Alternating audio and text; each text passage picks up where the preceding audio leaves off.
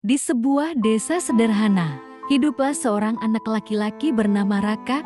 Sejak SD hingga SMP, ia dikenal sebagai murid paling bodoh di kelas. Ia sering lupa membawa buku, salah menulis jawaban sederhana, bahkan membaca pun masih terbata-bata. Raka itu memang paling tolol, ejek teman-temannya sambil tertawa keras. Yang lebih menyakitkan, gurunya sendiri, Pak Budi, sering mempermalukannya di depan kelas. Kalau bodoh ya jangan sekolah, malu-maluin keluarga saja kamu.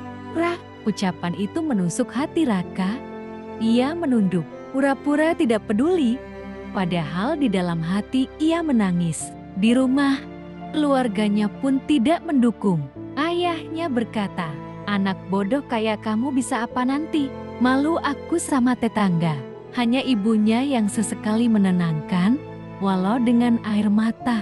Masa SMP dan SMA bagi Raka penuh derita. Ia sering jadi bahan ejekan. Teman-teman menjulukinya kamus kosong. Guru sering menyuruhnya keluar kelas karena dianggap lamban. Bahkan tetangga sering membandingkan dirinya dengan anak lain. Raka tidak punya teman dekat.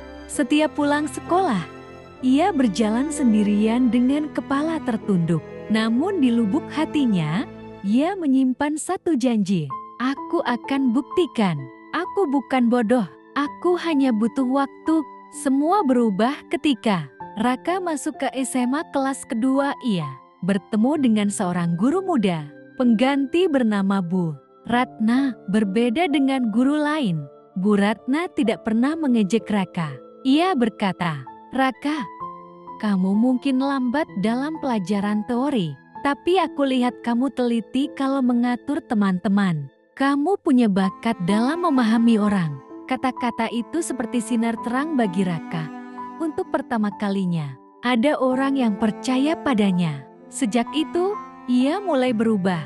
Nilai akademiknya tetap tidak istimewa, tapi ia belajar keras tentang kehidupan, komunikasi, dan manajemen orang. Setelah lulus SMA dengan nilai pas-pasan, Raka tidak bisa kuliah karena keterbatasan biaya. Ia memilih bekerja serabutan, jadi kuli gudang, menjadi satpam di sebuah kantor kecil, bahkan sempat jadi tukang parkir.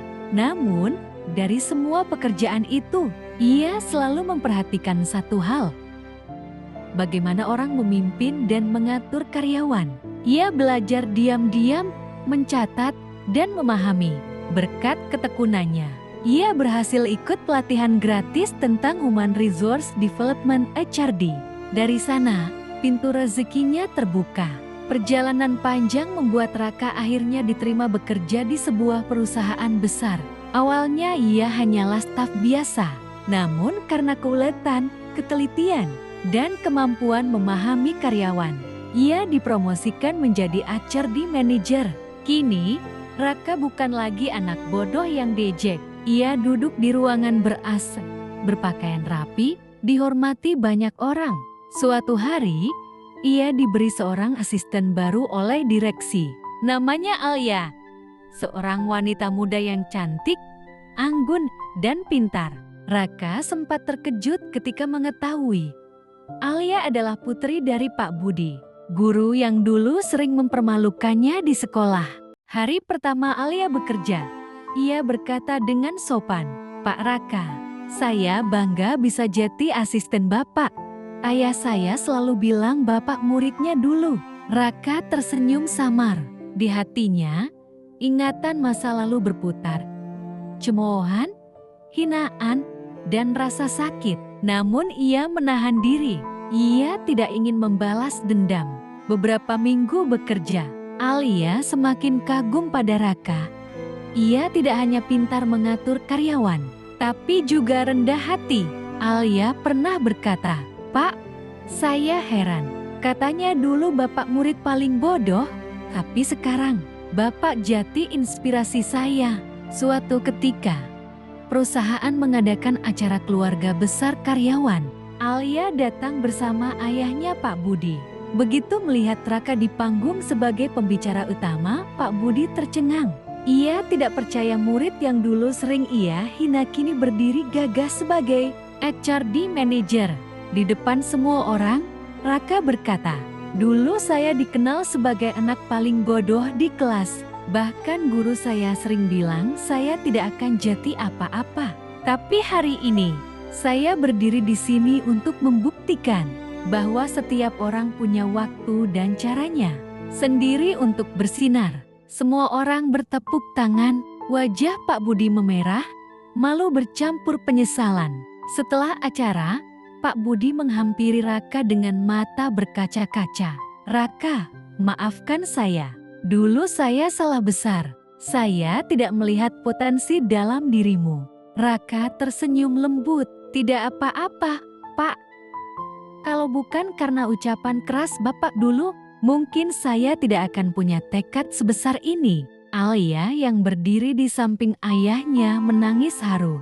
Sejak saat itu, keluarga Pak Budi sangat menghormati Raka. Raka sadar, balas dendam terbaik bukan dengan kebencian, tapi dengan kesuksesan dan kerendahan hati. Setelah melewati banyak rintangan, hubungan Raka dan Alia semakin kuat. Alia tetap setia mendampingi Raka, meski awalnya sempat ada keraguan dari orang tuanya. Ayah Alia yang dulu adalah guru yang pernah meremehkan dan membuli Raka pelan-pelan luluh. Ia menyadari bahwa pria yang dulu dianggap bodoh ternyata justru tumbuh menjadi sosok yang penuh tanggung jawab, sabar, dan sukses. Hari itu, Raka datang dengan hati bergetar ke rumah Alia. Ia melamar Alia secara sederhana namun penuh ketulusan. "Alia, aku mungkin tidak sempurna, tapi izinkan aku menjadi lelaki yang akan selalu berusaha membuatmu bahagia," ucap Raka dengan mata berkaca-kaca. Alia tersenyum haru, lalu menjawab, "Aku tidak pernah butuh yang sempurna, Rak. Aku hanya butuh kamu, yang selalu tulus dan penuh cinta." Lamaran itu disambut bahagia oleh keluarga besar. Bahkan sang ayah yang dulu menjadi gurunya, akhirnya berdiri menepuk bahu Raka sambil berkata, "Maafkan saya, Nak. Dulu saya salah menilai. Saya bangga bisa menitipkan putri saya padamu." Hari pernikahan pun tiba. Aula besar tempat mereka menikah dihias sederhana namun anggun. Para tamu undangan hadir dengan wajah bahagia.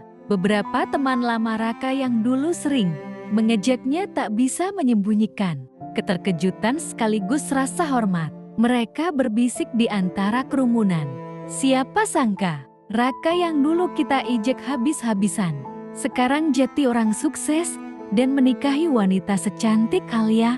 Saat akad nikah berlangsung, suara Raka yang mantap membuat banyak orang terharu. Alia menangis bahagia. Ibunya pun memeluknya erat dan ayahnya menatap Raka dengan mata berkaca-kaca penuh penyesalan sekaligus kebanggaan.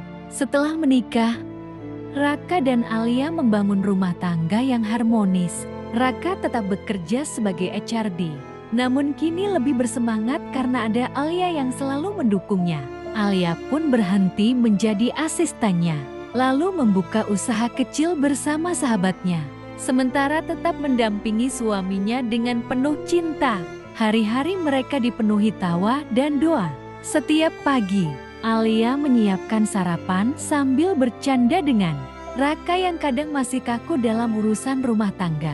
"Rak, kamu itu HRD, tapi kalau soal masak air saja bisa lupa," candanya sambil tertawa.